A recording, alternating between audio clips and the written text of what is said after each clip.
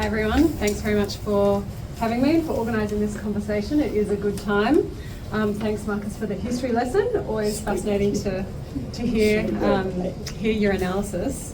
And yeah, for the acknowledgement also, thank you.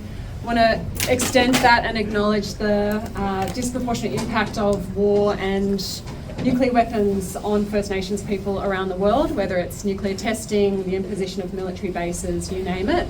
First Nations people have been impacted and have been fighting back for a very long time.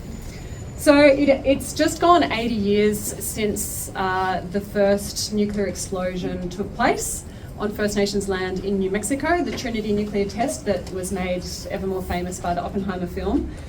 And that was the 16th of July, 1945. So right now we're in that chilling period of time between the Trinity explosion, when the successful manufacture of a nuclear weapon was proven and plans were in place to explode two such weapons on unknowing cities in Japan. Hiroshima and Nagasaki were accustomed to the state of war and the sound of sirens, but they had no idea what was coming and that the gates of hell would soon be opened by just two single nuclear bombs, completely incinerating both cities and most of their inhabitants, leaving the survivors to envy the dead, die slowly with totally inadequate treatment, or live with the trauma and the damage of radioactive exposure for the rest of their lives, however long that might be. Everyone is familiar with the black and white images of the rubble of Hiroshima and Nagasaki, the haunted survivors with horrific burns, exposed wounds and blank eyes, and we're now seeing the same images today in colour. The rubble of Gaza and the burnt, wounded and starving Palestinian people, the children with every rib visible on their little torsos on the brink of death. And this is reality today, right now, and it's important to talk about because it's also about AUKUS and it's also about nuclear weapons. It's about the unfettered aggression of nuclear armed states. It's about Australia's political alliances and how the government will and will not respect the will of the Australian people, where it will and where it will not respect international law and human rights. And it's also about the power of the weapons industry and why we need to resist following America's lead and becoming a nation that is addicted to weapons and war.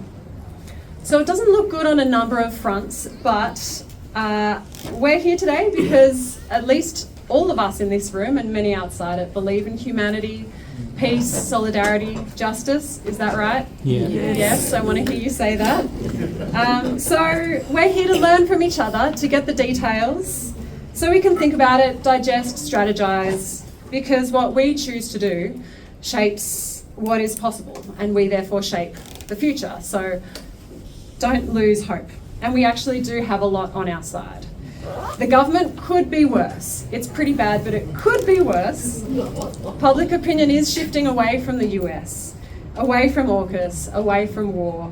We just had a massive referendum on nuclear power, and that went down. The main proponent lost his seat. Thank you, goodbye Dutton. I'm interested to see what weapons company he's going to pop up at. People are organising in this room and all over the country. Israel's genocide has awakened a massive movement for peace and for justice, and thousands of people are now aware and really horrified by the complex web of weapons companies, political parties and influence, and finding that we don't like it at all, not one bit. So we have a lot on our side and we can win things. That's my pep talk. Now I want to get into just a couple of details about AUKUS, B-52s, I just want to mention, the Nuclear Weapon Ban Treaty, and Port Kembla. So AUKUS, despite all the bright red flags, Australia is still pursuing the acquisition of nuclear-powered submarines fueled by weapons-grade, highly enriched uranium. This in particular, the HEU part of it, will undoubtedly increase regional risk, undermine non-proliferation norms, making it easier for other countries to take the same path. Australia is breaking a taboo against non-nuclear countries acquiring nuclear submarines and the HEU associated. And also undermining the Non-Proliferation Treaty, which is that half-century-old treaty that the government still claims as its... Excellent. Still claims as its corner piece, that just to relay, that was phones off please from someone for nuclear non-proliferation and disarmament. So it's the corner piece treaty, even though it's going nowhere. So that policy is really looking quite tired. And it also, these submarines and AUKUS flies in the face of global efforts, which Australia is also on the other hand involved in, or speaking about, to reduce fissile material stockpiles worldwide. Because bringing in fissile material creates more demand for fissile material. So how can you then on the other hand be saying, well now we need to limit fissile material? It's just totally hypocritical. So rather than doubling down on this stupid deal, Australia should take this opportunity with the US, UK reviews to conduct the review and get ourselves out of this mess. Right. So B-52s and no nuclear weapons in Australia. That's where I'm going next. This isn't strictly part of AUKUS, but it's in the headlines a lot less, but it's a massive deal, particularly for the nuclear weapons side of things, because the plans for Australia to host US B-52s at Tyndall in the Northern Territory in a more permanent way, with construction underway now. It's a big deal. Half the fleet of these planes are nuclear capable, the other half are only conventionally capable, and this risks breaching the South Pacific Nuclear Free Zone Treaty, the Rarotonga Treaty that Australia is a party to, because it prohibits the stationing of nuclear weapons. And I think it's pretty hard, when you look at the text of the treaty and Australia's implementing legislation, it's really hard to see how what's planned is not going to potentially involve the stationing of nuclear weapons. So we're getting legal advice and we're interested in challenging the government on this. It also means that nuclear weapons for the first time could be launched from Australia. And I'm really relying here on the excellent work of Richard Tanter and Vince Scapatura. Have you all heard of them? Yep, you know them, and the report that they've come out with that is a catalogue of every single US B-52, and you can identify from these little spikes on the side of the fuselage if that plane is nuclear capable or not. So at least now, anyone who can get up to Tyndall to the gate with a pair of binoculars will be able to have transparency for the people, at least, as to whether they're nuclear capable aircraft or not. So it's also likely that Australia will be supporting nuclear capable submarines in a more serious way, including through those rotating through Australia under AUKUS. So, you know, what I'm calling for, what ICANN is calling for, is for nuclear weapons to be specifically excluded from Australia, and to reject Australian land, airspace and waters, and to reject this policy of neither confirming nor denying, which the US continues to assert and Australia continues to accept.